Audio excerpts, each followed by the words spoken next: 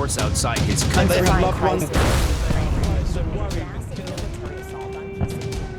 My sister said, Felicia, we're getting bombed right now. We need to run to shelter. I am not a Ukrainian by ethnicity, but I am by marriage, and I have lived here for 5 years. You cannot understand the situation in Ukraine without understanding the Ukrainian people and the Ukrainian mindset. It's our home, and we really don't want to leave. You see, I have my fish tank here. What's going to happen to the fish?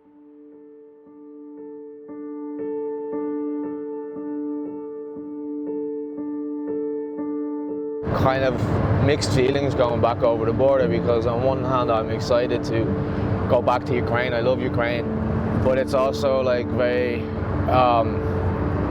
cold, sort of numb anxiety or something.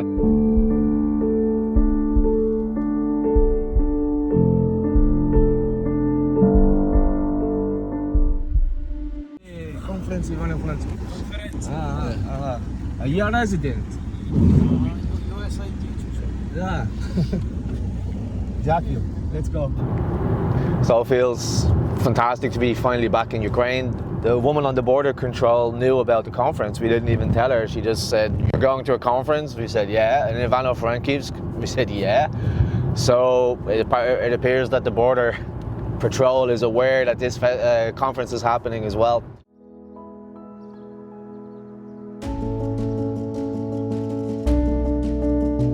The Ukrainian Renaissance Conference was the first pro-liberty event to take place in Ukraine since the war started. Our very good friend Vít Samek approached me at our conference in Prague with this idea to organize conference inside of Ukraine. I was like, what?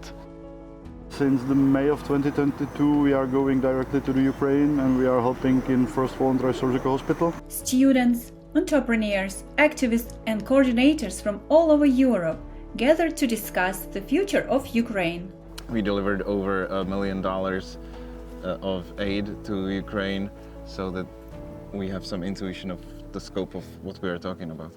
The war and full-scale invasion changed my life drastically, and I felt that I have to feed my small family now and contribute to the dramatic dynamics of the front line.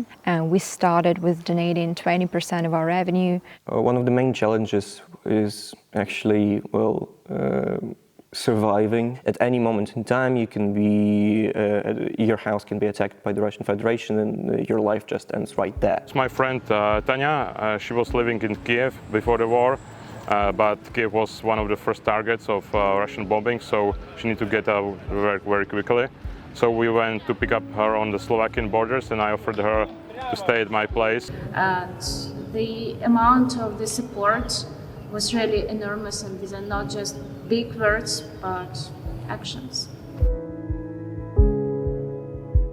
This conference is aimed to lead him through the way that we can rebuild this country in future. And by rebuilding, we mean not rebuilding the same country we had and building a better one. We promised that we would last longer than Putin, and however long that may take, that's what we'll do. Дуже дякую. До побачення.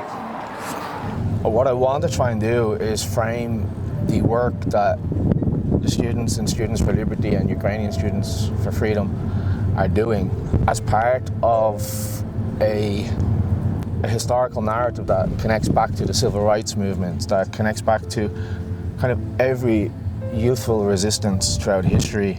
This is Sophie Scholl and her brother and her friend, and they were members of the White Rose Society. Have you heard of the White Rose Society? They were found giving out these leaflets in campus and reported to the Gestapo. Here's some of the words that she wrote in the pamphlets. One person enlightening the next, always reflecting and never resting until every last person is convinced of the dire necessity of fighting against this system. And when you have decided, then act. When Sophie was leaving the house that day and she said goodbye to her mother said, "I'll never see you walking through this door again." And she said, "Mother, it's a splendid sunny day."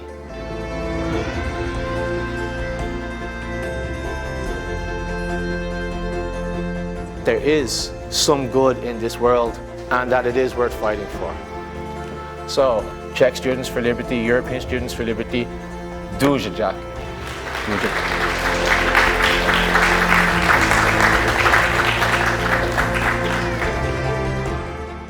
Liberty will never be silenced. We will never refrain, even in the face of tyranny.